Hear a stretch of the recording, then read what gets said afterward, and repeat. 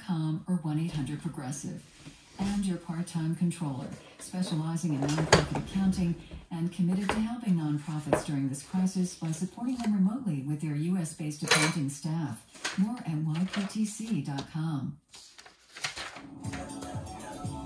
This is WNYC, FM, HD, and AM, New York.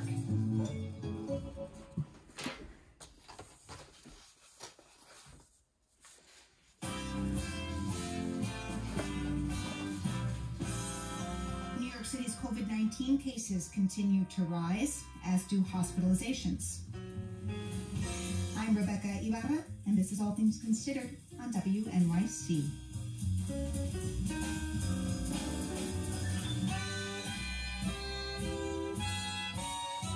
Donald Trump has spent a good part of his presidency sparring with the media.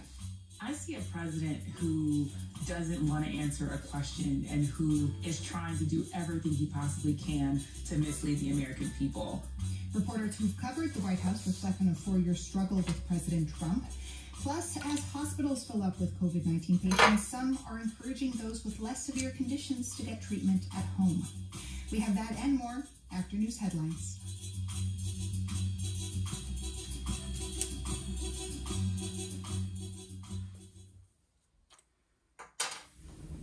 Live from NPR News, I'm Jack Spear. The Senate has approved a 1-week spending stopgap to avoid a government shutdown. NPR's Kelsey Snell reports the legislation gives lawmakers a short extension to work out details of a long-term spending package and fresh coronavirus relief. The Senate passed the bill by voice vote ahead of the looming midnight deadline. The measure was not without controversy and only passed after senators from both parties dropped objections. Vermont Senator Bernie Sanders had been demanding a vote on his legislation to approve another round of stimulus checks for most Americans. He relented, but he says he will not back down again unless the Senate votes on his bill. We cannot go back to our families during the Christmas holidays while tens of millions of families are suffering. They are looking toward us. The funding extension already passed the House and goes to President Trump for his signature. Kelsey Snell, NPR News, Washington. In Wisconsin, another defeat for President Trump in his efforts to overturn the results of the election. A judge there ruling against every argument Trump's attorney made on challenging ballots in the state's 2 largest counties, saying the election was properly administered and there was no wrongdoing. Josh Call is the Wisconsin Attorney General, and in an interview with NPR's All Things Considered, said the suits themselves mean little. He said it's the intent that matters. If they really believed that fraudulent or illegal elections had taken place, you have to imagine that some of those folks would have the integrity to stand up and say, I'm not going to participate in that process. But we're not seeing that, and that's because people know that this is just a cynical ploy to try to undermine confidence in our system. Trump has been seeking to invalidate 221,000 votes in a state that Democrat Joe Biden won by more than 20,000 votes. The Wisconsin Supreme Court previously refused to hear Trump's case before it went through the lower courts. Alarmed by the rise in the number of people going into New York City's hospitals because of COVID-19, New York's governor is bringing back a ban on indoor dining in New York City. NPR's Hansi DeLong reports the ban is set to begin on Monday. New York Governor Andrew Cuomo says New York City's restaurants can continue outdoor dining and takeout. Literally every dollar a business loses, we lose a percentage of that dollar. So our calibration is as much economic activity as you can in respecting the public health and the risk. A recent study by the Centers for Disease Control and Prevention found that adults who have tested positive for the coronavirus were about twice as likely to have eaten at a restaurant within 2 weeks before becoming sick. Hansi DeLong, NPR News, New York. A mixed close on Wall Street at week's end as investors' hopes fade for a quick coronavirus relief measure out of Washington. The Dow was up 47 points to 30,046. However, the NASDAQ closed down 27 points to 12,377. The S&P 500 was down 4 points. This is NPR. And this is WNYC. I'm Rebecca Ibarra. Bodegas and delis in New York City have seen an increase in shoplifting, break-ins, and shootings since the start of the pandemic. Edgar Sandoval is a Metro reporter with the New York Times. He says when crime happens in front of shop owners, many try to look the other way. But when a customer doesn't come in to buy a pint of ice cream because they're scared, that makes a dent in their profits. These are businesses that, they make sales of or $2 per item. So every item counts for them. You know, it's not like a big supermarket where they make a lot of money and sell large amounts of product. Shopkeepers have tried to buy more lights, install panic buttons, and forge relationships with local police officers to deter crime. At least 19 children living in New York City public housing were found to have lead poisoning after NYCHA managers lied about how they handled the presence of lead in apartments. That's according to a new report from the city's Department of Investigations. Greg Smith is a reporter with the news outlet The City. He says kids under the age of 6 in 18 apartments were poisoned between 2016 and 2018 after credentialed workers were forced to sign off on cleanup jobs they hadn't overseen.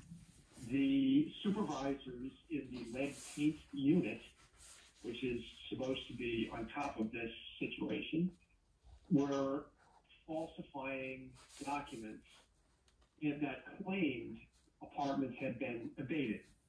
One of the 2 supervisors involved in the alleged scheme was suspended from his job earlier this week. And multiple people were injured after a motorist drove through a crowd of protesters in Midtown Manhattan just after 4 o'clock today. A protester says the group was marching against federal Immigration and Customs Enforcement when the driver of a black Ford sedan sped through them at 39th Street near 2nd Avenue.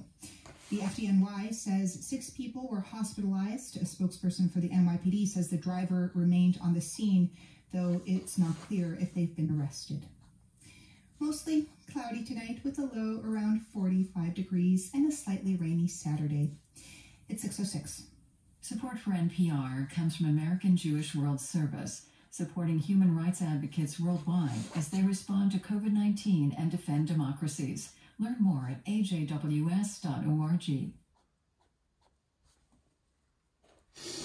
This is All Things Considered from NPR News. I'm Ari Shapiro. And I'm Mary Louise Kelly. It seemed to start with a controversy over crowd size. This was the largest audience to ever witness an inauguration, period, both in person and around the globe. White House Press Secretary Sean Spicer, the day after President Trump's inauguration, accusing the media of deliberately underreporting the size of the crowd. That same day, at CIA headquarters, the new president himself had made the same accusation. But we had a massive field of people. You saw them, packed. I get up this morning, I turn on one of the networks, and they show an empty field. I said, wait a minute. I made a speech. I looked out. The field it looked like 1.5 million people. They showed a field where there were practically nobody standing there. Now, Donald Trump had spent his campaign attacking the press. Some imagine that after he took the oath of office, he might turn the page, interact with reporters in a manner more traditionally presidential. But that day, the first full day of his presidency, Trump stood before the CIA's wall of stars, honoring fallen officers, and he doubled down. The reason you're my first stop is that, as you know, I have a running war with the media. They are among the most dishonest human beings on earth. That is how the Trump presidency began. Now, as it nears the end, we have asked some of the men and women who've been writing the first draft of history to talk about what it has been like and where the relationship between the press and the presidency may go next. I'm joined by NPR's Tamara Keith, Jeff Mason of Reuters, and Yamiche Alcindor of the PBS NewsHour. Welcome, all 3 of you. Thank you. With you. Yeah, thanks. I want to start by asking, was it clear to each of you from the very beginning quite how unconstrained by precedent and norms and facts this president would be, and how challenging it would be to cover a president engaged in, as we just heard him say there, a running war with the media? Yamiche Alcindor, you first. I felt like it was pretty clear that we were going to be dealing with someone in President Trump who was not going to be constrained by the facts. It was also clear that he was not going to pick his battles and make them big battles, that he was also going to go for small battles, and that was part of his war. So when you saw Sean Spicer, that first White House press conference, making something up, saying something that we know was demonstratively false, we knew that we were in for a sort of ride. I will say that, of course, I didn't know how rough of a ride we were going to be, because the president later on and the people around him said that they wanted to make the media the opposition party. The opposition party. The media is a big part of the problem. This really the fake news. Jeff Mason, an opening thought from you. Well, I would start by saying I was in the press pool that day, and so was there for the CIA speech and then for the initial quote-unquote briefing by Sean Spicer. I put that in quotation marks because he didn't take questions. He just basically ranted at us on behalf of the president. Inaccurate numbers involving crowd size were also tweeted. No one had numbers. The impression it gave me and all of us in the pool that day was these are the president's priorities. This is what he's going to be focusing on. And it's not about kickstarting an administration to advance some of the many promises he made that many Americans who elected him in 2016 wanted to see him following through on, although he would certainly proceed to do some of that as well. But it was going to be about some of these petty arguments that Yamiche referred to and focusing on crowd size despite all evidence to the contrary of what he wanted to believe he had seen. Tamara Keith, how about you? Yeah, I would say that that day was the original sin of this presidency. The fact that the press secretary would come out and say something in the briefing room that was obviously untrue, that the president would say something that was obviously untrue, meant that there was just nothing that we were going to be able to trust that they said. This White House has been a machine of disinformation, but Tam, let me ask you about access. This president has been, I don't know, do you think the most accessible ever? You never have to wonder what he's thinking. Yeah, there is no thought that goes unuttered in President Trump's mind. He either tweets it or says it. Likewise, China should start an investigation into the Biden. The walk from the White House to Marine One was not a media event until it became a media event. So I would say that President Zelensky, if it were me, I would recommend that they start an investigation into the Biden. Now, President Trump always stops and talks. You know, it's got a name. It's now called Chopper Talk. The bane of radio's existence, because certainly the bane of radio's existence. It's helicopter chopper noise behind everything he says, yeah. The thing is, it's all on his terms. He gets to choose what he answers. You didn't answer my question. You didn't answer my question. You know, he likes to have us shouting questions at him because it sort of feeds the narrative that we're unruly beasts and part of the opposition party. He wants the shouting. Jeff Mason, you know, I was going to ask what has been your most challenging moment, and I turn this one to you because I wonder if you and I share one. We were both at the presidential palace in Helsinki for the infamous Trump-Putin press conference. Thank you. I've just concluded a meeting with President Putin. How did you think about just what is your job in that moment? Yeah, it's definitely something that will stay in my memory for a long time. He had started off the day with a tweet in which he, essentially said any of the issues between the United States and Russia that have led to a weakening in the relationship are the fault of the U.S. So I believed my job in that moment was to press him on what he had been saying. Mr. President, you tweeted this morning that it's U.S. foolishness, stupidity, and the Mueller probe that is responsible for the decline in U.S. relations with Russia. Do you hold Russia at all accountable for anything in particular? And if so, what would you consider them that they are responsible for? Yes, I do. I hold both countries responsible. I think that the United States has been foolish. I think we've all been foolish. We should have had this dialogue a long time ago. President Trump, of course, made the news there, but I had also asked Putin if he had wanted President Trump to win and if he had supported or directed his people to support that. And this came, in the throes of the Russian investigation, and it was finally a chance to ask President Putin that, and his answer was yes. It was, yes. I remember that. Another just stunning moment. Yamiche, you have, when you have questioned the president, famously gotten under his skin so much that at one point a hashtag We Love Yamiche campaign was trending on Twitter. I want to play the moment that led to that. This is you questioning the president at a coronavirus task force briefing in March. You've said repeatedly that you think that some of the equipment that governors are requesting, they don't actually need. You said New York might not need 30,000. You said it on Sean Hannity's Fox News. You said that why don't you people act? Let me ask you. You said why don't you act in a little more positive? It's always trying to get you. Get you.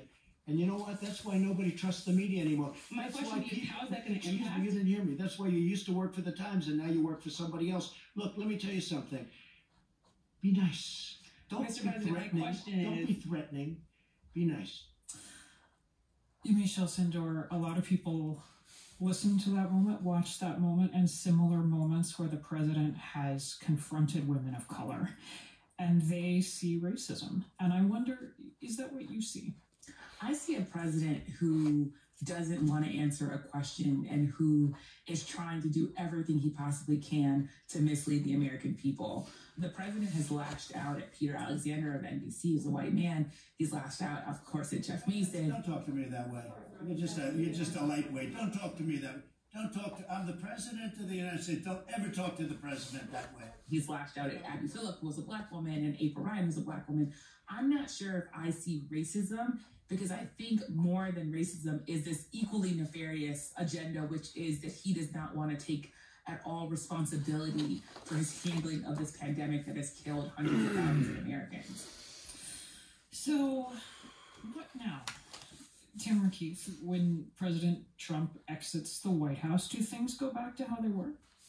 I just don't necessarily think that President Trump walks out of the White House, gets on Marine One, and everything snaps back to the way it was 4 years ago. You know, just because the new administration probably isn't going to call us enemies of the people or fake news doesn't mean that we just take it easy.